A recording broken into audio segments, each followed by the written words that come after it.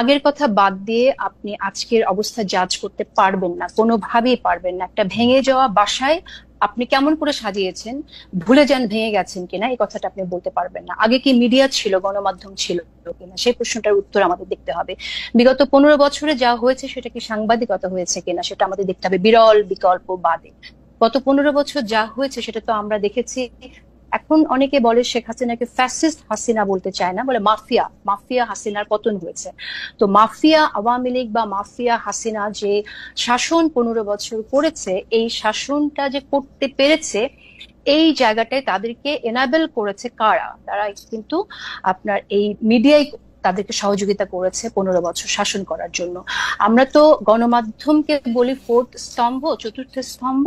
সেই জায়গা থেকে গণমাধ্যম হচ্ছে দর্পণ, একটা রাষ্ট্র কেমন চলছে, সরকার কেমন করছে সেটা দেখার দর্পণ হচ্ছে গণমাধ্যম। সেই গণমাধ্যম সেই দর্পণ দেখায় নাই, দেখিয়েছে মানবতার মা শেখ হাসিনাকে, দেখিয়েছে যে কাঁদো বাঙালি কাঁদো, বাঙালির চোখে পানি নাই, কিন্তু ফোর্স করেছে মিডিয়াতেও সারা মাস যদি শোক করে যে কাঁদো বাঙালি কাঁদো, অথচ তারা কখনোই গুম খুনের কথা তুলে ধরে নাই। এই যে আড়াল করা, এই আড়াল করার মধ্য দিয়ে মাফিয়া তন্ত্র কায়েমে একরকম সহযোগিতা করেছে এই গণমাধ্যম। সুতরাং আপনি কোনোভাবেই 15 বছরের এই সময়কে বাদ দিয়ে আপনি কি এখন জাজ করা পসিবল না। 15 বছরে যা হয়েছে সেটা সাংবাদিকতা ছিল না, 15 বছর যা ছিল সেটা মিডিয়া ছিল না।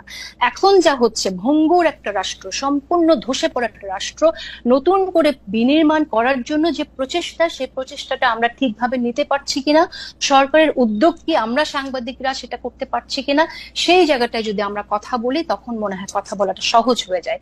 সেক্ষেত্রে আমি বলবো যে আমার মনে হয় যে আমরা চেষ্টা করছি, কিন্তু অনেক শস্যের মধ্যে ভূত যেহেতু রয়ে গেছে, কারণ আপনি এখানে বীজটা বপন যা হয়ে গেছে, সেই বীজের যে বপন আছে, যে বীজটা বপন আছে সেই বীজেরই চারা তো থাকবে। তো সেরকম একটা অবস্থা আছে। আপনি এখানে ব্যবস্থার যে সিস্টেমের মধ্যে আমরা আছি, সেই সিস্টেম যদি সম্পূর্ণরূপে ভেঙে দেয়া না যায়, সেই সিস্টেম থেকে যদি বের হয়ে আসা না যায়, তাহলে আপনি নতুন করে স্বপ্নের মধ্যে থেকে বলতে পারেন না যে সাংবাদিকরা সম্পূর্ণ স্বাধীন কিনা। সাংবাদিকরা সম্পূর্ণ স্বাধীন হবে কি করে? একটি ঘরের কি আপনার শুধুমাত্র আহ পর্দাটা বদলালে হয়ে যাবে? একটি ঘরের কি শুধু দুয়ারের রংটা বদলালে হয়ে যাবে যে সেই ঘরটা অন্যরকম হয়ে গেল? তা তো না।